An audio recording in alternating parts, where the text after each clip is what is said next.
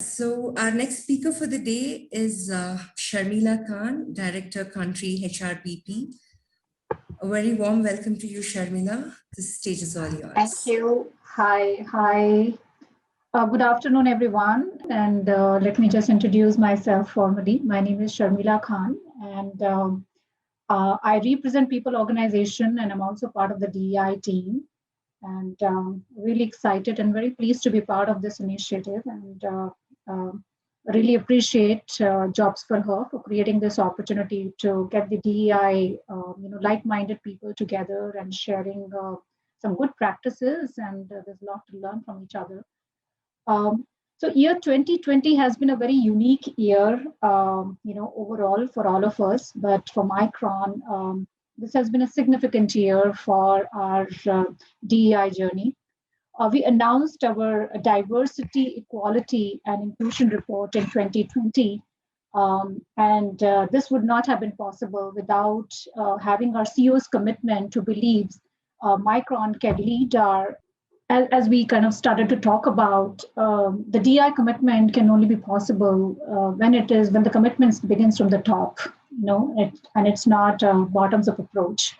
So our CEO has a huge commitment. The whole of 2020, we have seen DEI transforming significantly, even as a Micron employee and as a DEI team member.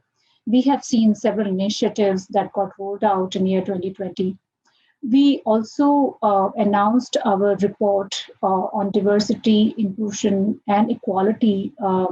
And within that, we have committed, 6 commitments which would drive our actions and behaviors for 2021. And these commitments would be driven by all our executives, such the commitment is kind of visible to all the team members at large. With this progress that we have made, we have seen an increase in our board of director representation, which is 37.5%. And we spent about $104 million in 2019 for our diverse partners and vendors, and we plan to double it up in 2023. We launched our 25 new employee resources growth worldwide to foster inclusive culture, and that has resulted in increasing 84% participation in ARG members since 2019. We donated $35 million to communities which got impacted by coronavirus, and we did multiple grants to low-income schools as well as to hospitals throughout this period, not just in the US, but across all of Micron location, which includes India. This is our DEI Advisory Council, which is essentially led by our business key stakeholders. And these are the leaders who listen to team members across the location and amplify those concerns and make sure that they get resolved. I wanted to set a context before I talk about the practices that we have in India, and wanted to use the opportunity to introduce Micron overall as an organization. We are a global company and we are a 40-year-old company, but in India, we are just about 2 years old. We have a presence in 17 countries and about 40,000 team members. And our global diversity is at 29%, and 3.3% were differently abled and 2.4% LGBTQ. They are self-identified. Now, coming close to India specific, what is our focus in India? We have, even though we are a fairly young site, but our focus is beyond gender. And we are beginning to look at how do we include other aspects of diversity, gender being the primary one, and this is the biggest driver for our diversity agenda. But we are also focusing a lot in terms of PWD, which is person with disability, then generational, and the LGBTQ. Our commitment happens through some of our metrics, because we can't drive, the intentions. The metrics need to be driven by the intent. If you do not have metrics, very difficult to drive behavior. So we have committed as a Micron India site of having a 94% retention for our team, for our women employees. having to have a very positive increase in our engage survey, which we called as a employee engagement survey. Within that, we have a few questions which are very related to the inclusion. And we expect each manager to have that engaged inclusion index to be better than 80%, while our desire is to be 100%, but the target is to have minimum 80%. There's also a manager goal of 2% increase in the URGs at M levels, which means essentially at all M level, all the roles that we have at M level, we expect increase of 2% within the Micron India site. Then having to have very dedicated IDP plan, 100% IDP plan for all of women engineers who are high potential at a certain level. And that population amounts to about 140 women engineers. Then we have 50% of our campus graduates, our campus hiring that we do. Given the size and the scale of our organization, we hire campus graduates from a variety of universities. And our target is to have, those numbers have to be minimum 50%. So those are some of the metrics that we drive and focus on as a young site. Like I mentioned, we're just about 2 years old. India Micron, as an organization, we are based out of Hyderabad, and Bangalore is another R&D center that we have, and Delhi, that's where our sales office is. Essentially, we are present in 3 different cities. As we speak, we are 1,800 employees and 27% women representation. We started our operations in 2018 late with a 0 headcount, and this ramp has been significant. And right from the beginning, when we started to hire, we were very focused about ensuring that our gender agenda, our DEI agenda, is not lost. We have 19.2% women in the technical and the engineering space, and 33.5% women in the IT space. So we'll talk about, a Micron, a women leadership program, very close to home. And this is the program that we kind of drive in order to engage our women engineers. We have 29% of our women engineers. They voluntarily participate in this program. This is essentially about how do we strengthen our bench and not just creating programs, but also ensuring the women are connecting with each other locally across all levels. Within that, we have 5 verticals. And I want to spend a little bit of time on this particular slide particularly. This is where majority of the activities happen in order to strengthen our development. And I'll begin with the career potential. And this program, this leadership network program is essentially run by the employees themselves. They have a sponsor. There is a budget assigned to this. There is a core team member who essentially provides directions and guidance. And there are a lot of resources that are available within the organization for people to use, leverage what's available internally. So for the career potential, the focus of this particular group is to empower women leaders. Now, there are various ways to empower. You have structured program within the organization. There are unstructured programs in the organization. We have a lot of programs like leadership development at all levels. That's another. I will talk about the specific program which we do for leadership development. But the idea is this group would be essentially responsible to make sure the programs that are there as part of a learning offering, women engineers are pursuing this program. In our experience, we have seen that particularly a lot of women engineers, because of the work-life balance issue, they don't sign up for additional activities. Some programs are very formal, which would mean that we are engaging our internal executives from different locations, or we are engaging external speakers to engage with our women colleagues to kind of have interactions. So some of these sessions that we have been doing, it helps in inspiring each other. So those are the programs that we do. Then developing career aspirations, another initiative that we run, and this is a virtual program and it's a global program. Those sessions are run on a certain cadence, as and when we find number of participants. Usually the participants have to be 40 participants, and when they sign up and we kind of plan this program, This program is done virtual. So I don't want to get into detail, but I just wanted to share some of the activities which we do as part of the Career Potential. For the leadership session and this team, what they do is they look for so the way the way we do this program is these team members will look for what are the resources that are available within the organization. It is not a learning team's responsibility to come and tell you which are the programs that you should be doing. But what this group would do is they will look at the repository of all the resources that are available and then run the program for them. So the cadence of the program is on a quarterly basis. Then Women in Tech. This is again led by a handful of women engineers. Idea is to increase our bench in the technology space. We have a presence of technology as well as the IT team. We see a lesser representation in the technology, and hence we want to kind of ensure that young engineers who are joining the organization start building their career in the technology space.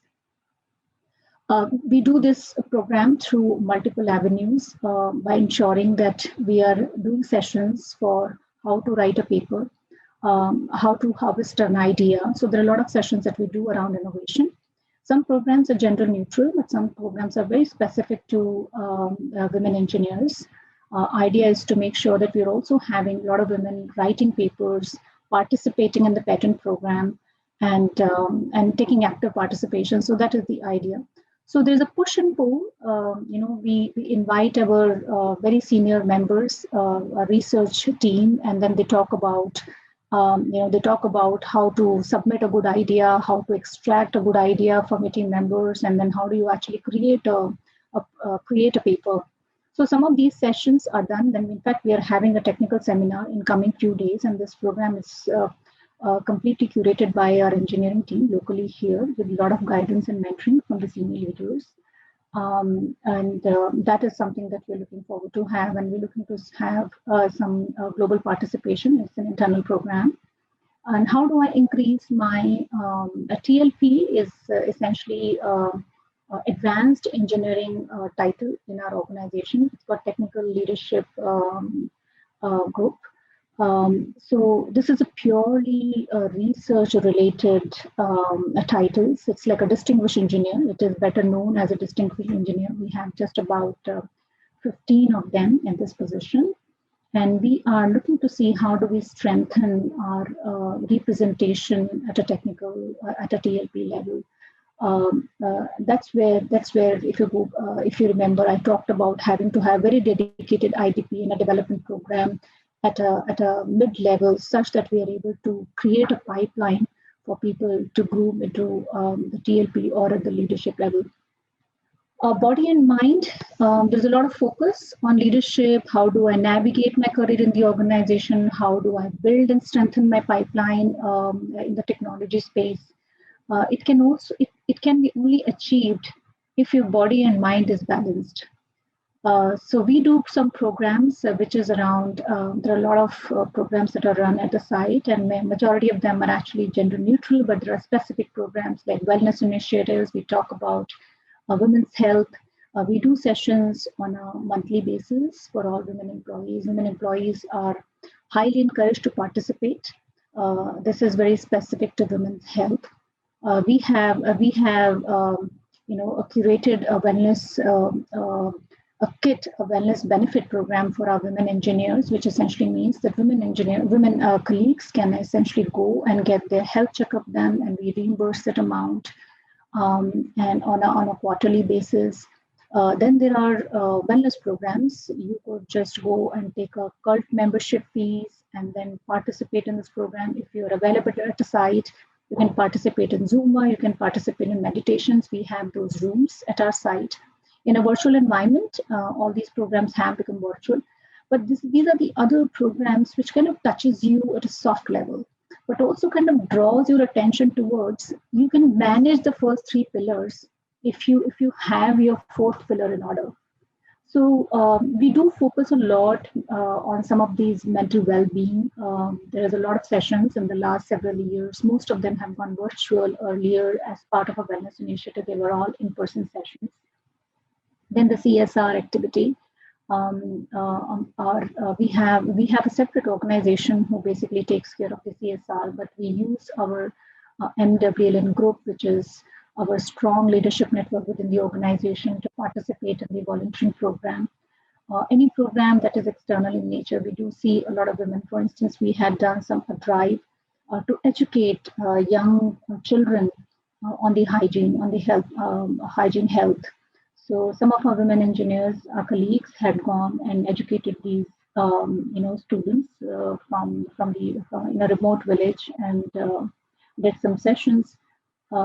Some of our volunteers also did a session for the teachers as we went remote completely. Many government school teachers are not very tech savvy.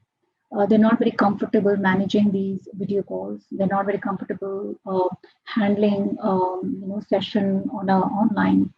So we actually reached out through our CSR initiative to 4 schools, government schools within Hyderabad city. And some of our colleagues, part of this network, have actually taught this program, and this program ran for 3 weeks. And we also donated, handful of IT assets, just to kind of, as part of our CSR initiative, to kind of. So these are some of the programs which touches the community, right? I mean, there are a few things that you're doing internal, and there are a few things that you're doing external. Not limiting your boundary as part of the DEI initiatives. I'll talk about other ERGs, that we have. What we call ERGs, Employee Resource Group, and that is the bigger umbrella for DEI. For India, we have 25 ERGs, as I mentioned, but for India, we are focusing only on 4. Micron Young Professional is another, DI initiative, which is essentially to ensure that we hire a lot of young campus graduates, and idea is to kind of make sure these engineers are feeling included in the organization, because when they join the organization, they are at an entry level. They do not know how to go about in the organization, how to share their ideas. They also looking to have a sounding board. So what we have done is we have created a group. This is, just give me a moment. Sorry. So what we have done is we have created this ERG, and all the team members who want to be part of these ERGs, they voluntary. All this participation is voluntary in nature. We don't mandate this participation. If you feel for the cause, so the team members are encouraged to participate. So we leverage these groups, like I talked about the CSR activity, right? And that's where we have a lot of young engineers who are very enthusiastic about participating in external events, be it our wellness programs or wellness initiatives. We do a lot of programs internally in terms of the fitness. And I see a lot of active participation from our MYP group. So that's another group. And in the process, what happens is they're also building some skills and collaboration. They're collaborating with a variety of groups, different departments, different organizations. And sometimes those interactions are also external in nature. Then the Pride Plus, the LGBTQ, this topic has, in fact, if I look at the DEI as a whole in India, has matured to a great extent in the last several years. We are no longer just limiting ourselves to only talking about women as a one piece of diversity, but we're also talking about, LGBTQ very openly. We are encouraging people to come to disclose, and making sure the organization is ready, and creating an ecosystem to make sure everybody feels included in the organization. So our LGBTQ is very, very strong in our other international locations, but for India, it's very, very new, at least for us, as in our operations is fairly new here. So we're partnering with the Pride Circle in order to create awareness, and also to kind of make sure the team members understand. We have created our infrastructure in terms of making sure our washrooms, our parking areas, There is a there is a designated washroom where wherever somebody is kind of declaring their gender to us. So at this, we are pretty much on a nascent stage. I would not say that there is a highest awareness about the LGBTQ topic here. But what we have done is we have introduced domestic partner as part of the insurance umbrella. And that becomes like a communication, that becomes like a it becomes an open exhibition of the fact that you acknowledge the LGBTQ exists and people are welcome to disclose if they wish to. But from a structure and from a system point of view, we will support these differentiations. So I think so we're just going to spend a few seconds on this particular thing, some of the metrics that we drive, they need to be driven with the intent. When we talk about the metrics, particularly in the DI space, people think that, oh, I'm under obligation to hire women engineers. I'm under obligation to go and hire this, person with disability. We have committed this year that we would go and hire a minimum 10 members in a person with disability. We have actually rolled out 2 offers very recently. This is part of our goal. But we're also hiring with the intent of creating an inclusive work environment. We're not saying, hey, we will just go and meet the numbers, but we're saying that we're going to make sure that while we want to meet these numbers, we also want to have the right intent of creating the environment which is inclusive when all these people get together and work from the same, in the same ecosystem. There is a specific program which I will talk about. How are we? I think that was the topic. And what are your, unique offerings or unique opportunities for the development of the women engineers? So I'll spend a little time in terms of first, how do we attract, and then how do we nurture? So we have very inclusive hiring practice in terms of how we hire from the market. We have a diverse interview team. All the interviews that happens, we need to have a representation of a women panel. So that is part of our hiring strategy. In every interview, any candidate who interviews at Micron, no matter at what level you are, you will have a women team member, female participation as part of the interview panel. When we have when we do the talent calibration, right? So we make sure that we have an inclusive advocate role. What this advocate role, and they are essentially part of the organization. They're coming from the business, but they are actually taught. There is a workshop that, so let's say if we have a team of 50 people, and out of 50 people, maybe 5 people have been identified as inclusive advocate. They will actually have to go through a session to be certified as inclusive advocate. And the role this inclusive advocate plays is basically they sit in the talent review process when we do the promotions and when we do the talent calibrations, and their presence and their role is to make sure when we're making promotion decisions, when we're making performance decisions, there is an unconscious bias. We are not differentiating the talent because of the gender or denying somebody an opportunity, preferring someone over the other, but making sure that we are eliminating some of these nuances. They could be in the subconscious of the reviewer, but we may not acknowledge it. So that's the role that they play. The inclusive advocate. Then there are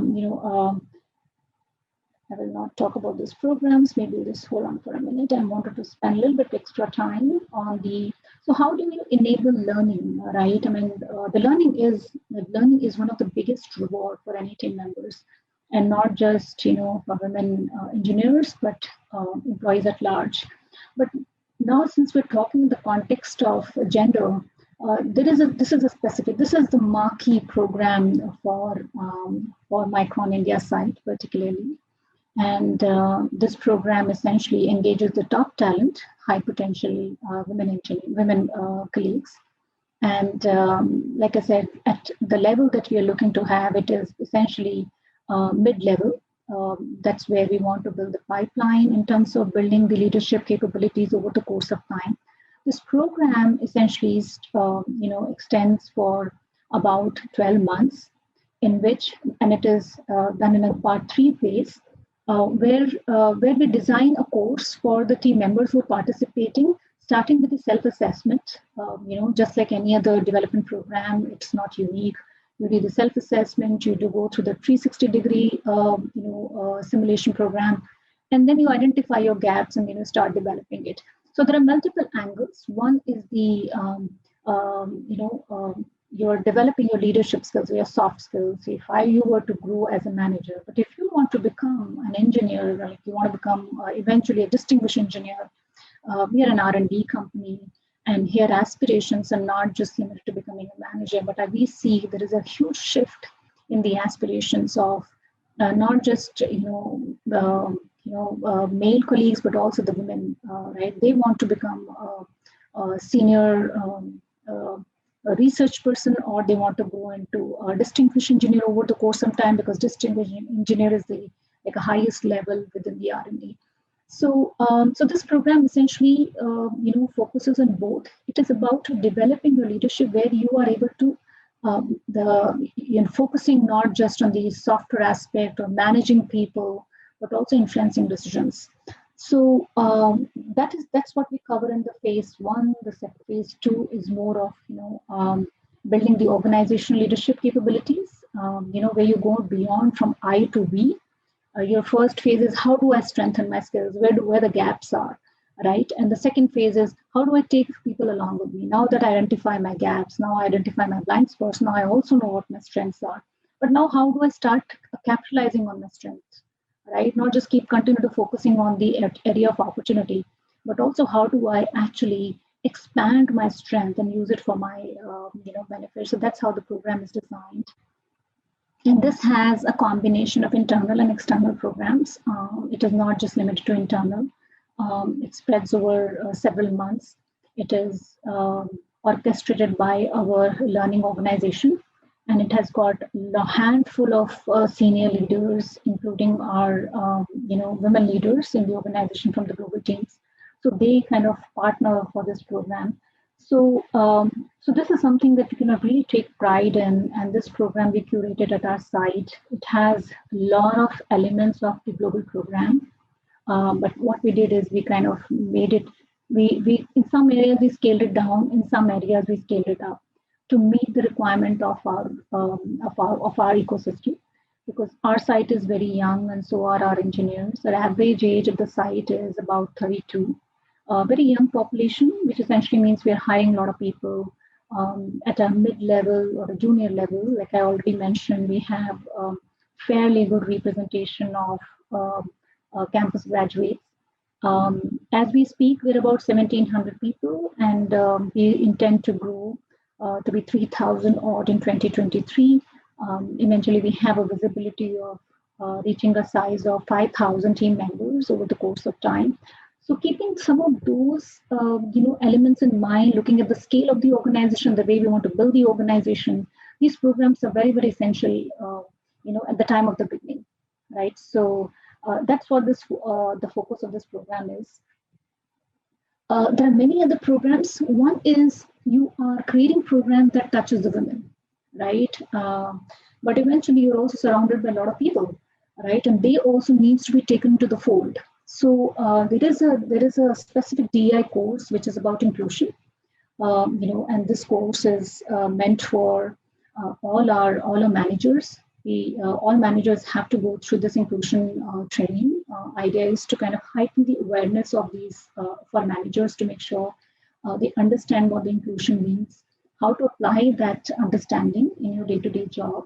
And this course is done every year, and it's mandatory, and it is attached to our variable component.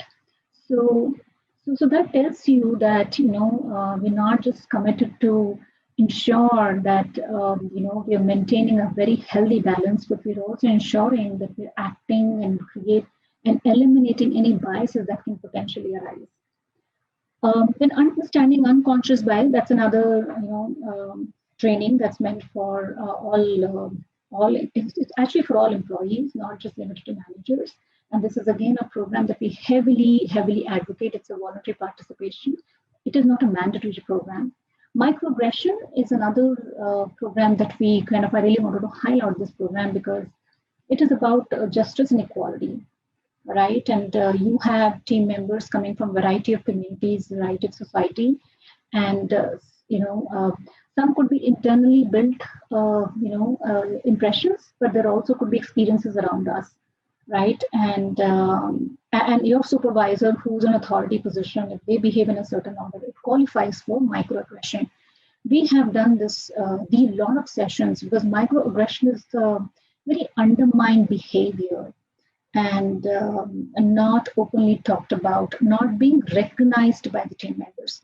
So the whole of 2019, we were talking about this microaggression behavior, and we have done a lot of sessions engaging our existing leaders across the globe, as well as engaging external, very renowned speakers to talk about what is a microaggression, how do you watch out for that behavior, and this is something that again organization has no tolerance. If you find someone is demonstrating that behavior, it leads to termination.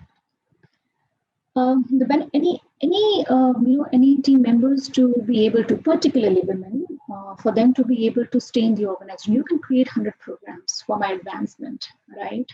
But if you don't extend the support for me to be able to manage my eventually a work-life balance, to be able to have, to be able to have that energy and passion to be able to do something beyond my day job, right? All these programs are developmental in nature, right? All the programs that I talked about, they will only be successful if we have created the ecosystem to be able to support our women colleagues. So we have pretty much all the programs. Those are all hygiene benefits that we have. I talk about medical insurance. It's very competitive in the market. And then I talked about spouses, LGBT, domestic partners, and live-in partners are included in our insurance policy. And surrogacy is included in a policy. It's fairly competitive, which becomes inclusive in nature. Then pay equity. It's a very big deal in Micron. We do the audit in terms of, are we equitable?